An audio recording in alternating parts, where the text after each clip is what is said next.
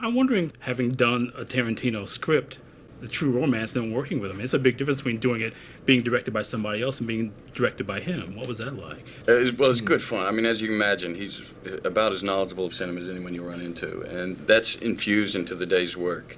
But the set is church. He is God. The script is Bible. And no heretics allowed. Yeah, that's true. I like that. I like that. I'm going to use that one, All too. right. Did you feel I'm going to put that in my routine. Well, I'll tell you what I was most impressed about. Because the script was so tight and so good, and yet Quentin wasn't precious about it like I would expect going into it. Not that we changed anything, but when it got to a certain point in near the end of the film, and we had the luxury of shooting a sequence, he started slashing and burning his own script and redirecting things and condensing things to keep the movement. And I was seeing that he was so light on his feet that way, especially with his own material. You talked about when we started about the arduous longevity of Grindhouse and how it just zapped the energy, and that you wanted to go in, we're going in 6 weeks, we're going to start shooting, and we're going to go at this pace, and we're going to get it done, and I really want to rely on decisions I have to make, I'm forced to make on the fly. And I thought there was a really interesting, gutsy approach, especially when there's so much now attached to the Tarantino name and so much expectation that's going to come with it. And I thought it was really a bold attack of the film, and in the end, you were right that there is a certain energy and certain things happen that wouldn't have happened otherwise.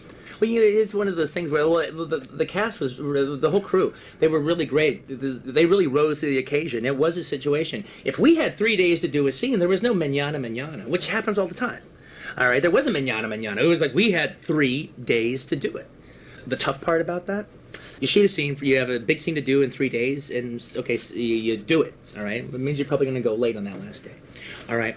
Well, okay, that was hard and that was tough, but we did it. But at the same time, maybe I can feel a little sense of accomplishment on the ride home, but I'm back at it again the very next day. That's the whole shoot. Everything was getting everything done without any spillover to an extra day. Now, if the scene didn't work, then obviously we're going to make it work. But if we kept doing that, then we wouldn't have made Con, and everything would have been like it normally is. You know, fat kind of just starts marbling.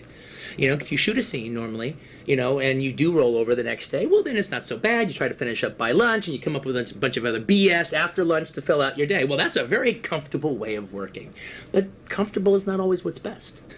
Were you surprised by that? Because it sounds like what I you're was saying. surprised. It took on its own life, I the whole was shooting surprised. process. I mean, that takes a lot of confidence in what you're doing, and confidence in your own experience and knowledge of film and decision-making process. But I like that kind of stuff. I'm a very big believer in, look, I can write a scene and I can be precious about it. I can write a scene 10 years ago, like I did with the Chapter 1 and Chapter 2. Those were in 10 years ago.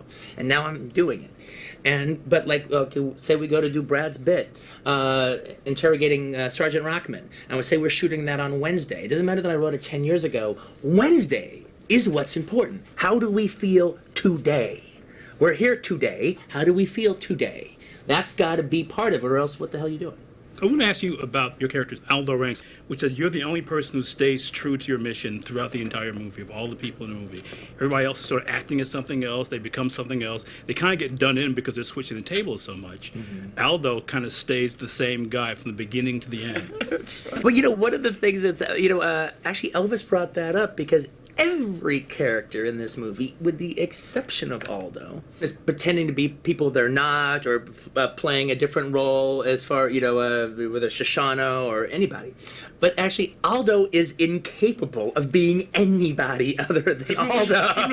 Even when he tries his best.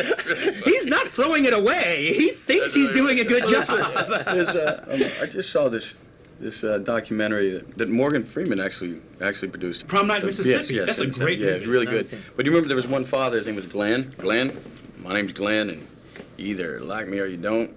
I hope you like me, but if you don't, well, I'm Glenn. And that's kind of that's kind of that Southern thing. That's just it, though. I mean, it's almost like, in some weird way, you conceive the character to be played by somebody who would be that bold. Oh yeah, no, there's the rats ratting wrongs for nobody. All right, there's definitely that kind of attitude. I wonder where that character came from, the set and the jaw. I don't know. Those things just emerge, Just you're working on the dialogue, and something starts to take shape, and suddenly it lends to it lends it to that kind of characterization, because that's a really kind of a bold thing to do. I mean, just sort of saying, or I'm stupid. Here.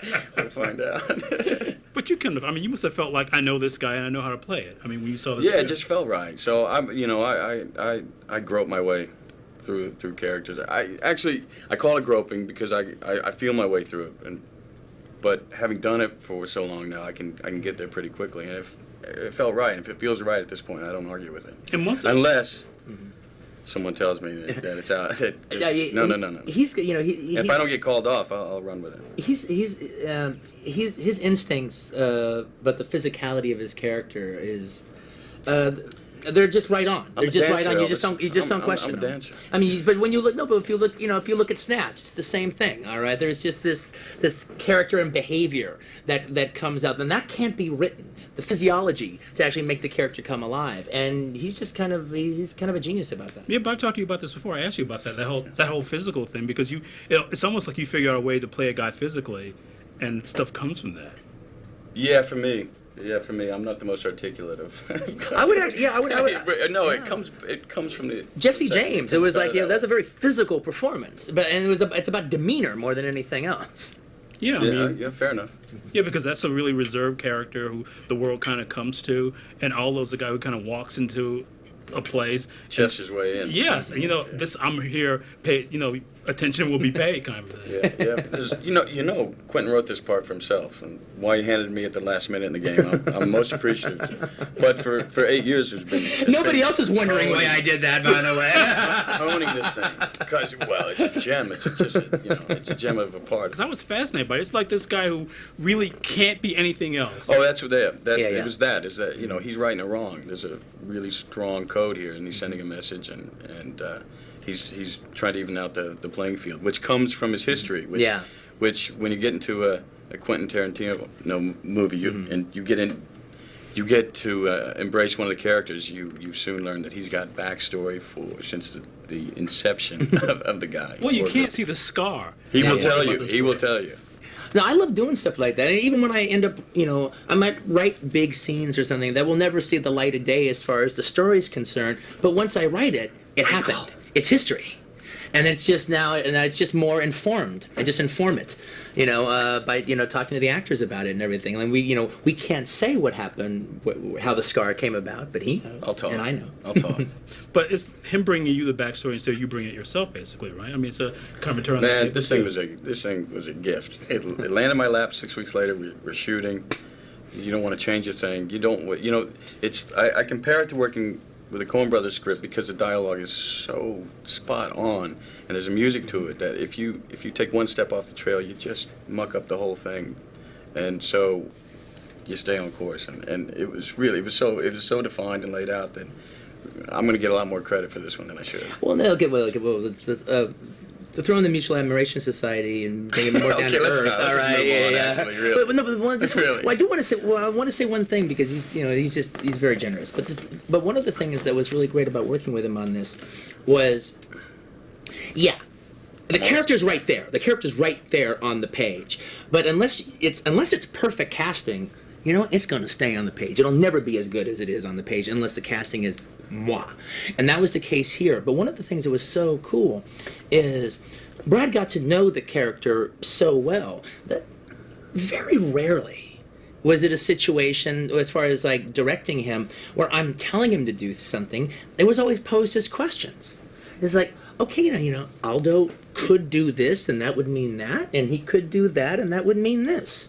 What do you think? Well, you're good sending it off in another direction. Once you got one laid down, you throw something in there that sends it the other way. But there was always questions I would pose Aldo, and your answer would be the right answer. What was one of those times that a question you posed to him, and because I want to hear what that exchange was like? Well, all right, well, one of the things that one of the biggest things in the movie, one of the biggest reactions in the movie he did was completely different from how I thought it would be.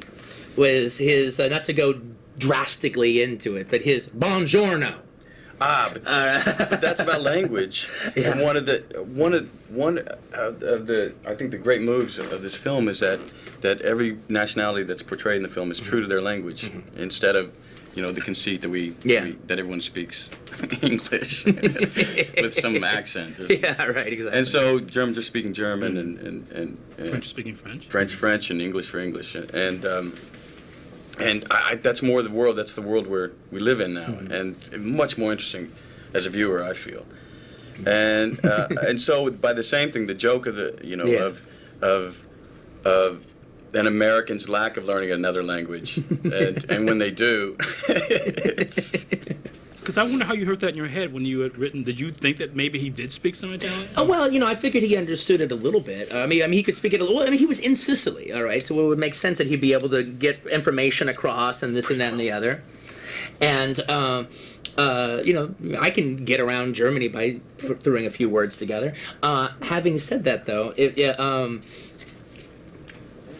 in my mind, he pulled it off a little bit more. And then when he said it that way, it was at the script reading, and it killed. It just brought the whole. We had it was a 20-man script reading, all right, and it just brought the house down. And then after he said it, I was like, well, God, now I can't. Now you've ruined it for me. I can't hear it any other way. I don't have a choice. I have to do it that way now. Now, did you always hear it like that when you saw the script? You thought this was going to be a guy who, this is the way. But that's the do thing. it? If you come from with any kind of Southern dialect, it's so hard to. It takes years to erase it in increments. So. But it's also seemed to be too about what that. It's true to form, really. Yeah. But what that it's very it's very organic, and it just actually shows what a dumb plan it is. What were these idiots thinking? But you gotta take the shot. You gotta take the shot. Exactly. But I also seem to be about that thing. The thing they can do is that thing they do, which is to go into a room and kill everybody. Yeah, yeah. And when it comes to doing something else, I mean, they're completely out of their boathouse. Yeah. That's how it plays for that. But that also seemed to be, too, about what that period would have been like for an American. I mean, Americans were sort of insisting on being American. The idea of learning another language just would have been like a weird thing anyway. I mean, well, I mean, I think one of the things that's kind of fascinating with about the war itself, and one of the reasons I wanted to really make a big deal about language in it, and it's one of those nice. It's like kind of a metaphor, and it's actually a practical what the movie is about too. Look, World War II was the last time a whole bunch of white people fought a whole bunch of other white people. All right, so you have a situation that if you can pull off the lingo, if you can pull off the language, you could survive in an enemy territory. You could infiltrate a different army, whether it be Germans infiltrating Americans or Germans infiltrating the Czech resistance or people infiltrating the Germans. All right, that was a possibility because of that situation, but it depended solely on language. But even just survival, people's life in Europe at that time, could live or die by them understanding German. Do this. If you don't do it, you get shot and you get kicked off in the ditch if you didn't understand the order. And that happened all the time. And that's the thing that when they leave out of the other war movies, because in Where Eagles Dare, German is English, and apparently Richard Burton and Clint Eastwood speak German so magnificently great. All they have to do is put on a costume, and they can hang out in the General's Club. All right.